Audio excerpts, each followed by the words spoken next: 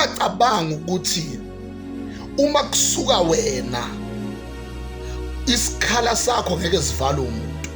Mase kufika isikhathi la usureplaceeka khona kanti ingqondo yakho yayisitshela ukuthi wena you are irreplaceable, akekho umuntu ongavala isikhala sakho, akekho umuntu ongangena endaweni yakho. Kunabantu abaphila as if impilo yabanye abantu incike kubo.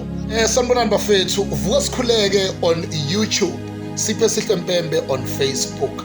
Ngicela ningifollow. Namhlanje ngifuna ukuthinta into ethi ungalingi ucabanga ukuthi you are irreplaceable.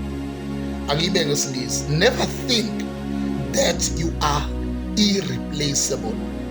Ungacabanga ukuthi uma kusuka wena isikhala sakho ngeke sivalwe umuntu.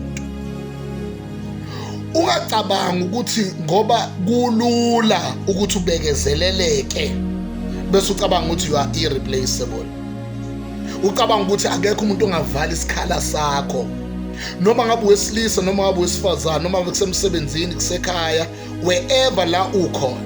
Ungalinge ulenze lelo phutha. Never let your mind to have that thought, ngoba that one is very dangerous.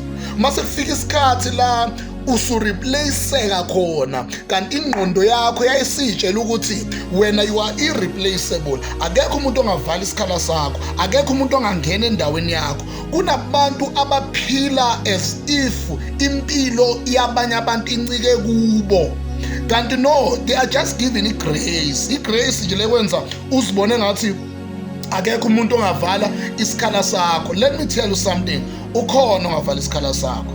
Let me tell you something again. Uma esesivalile kuyobe ngathi asikaze sibe khona isikhala sakho, futhi uyokwenza okungcono kakhulu kunalokho wena ocabanga ukuthi njengoba ucabanga ukuthi wena kuphela.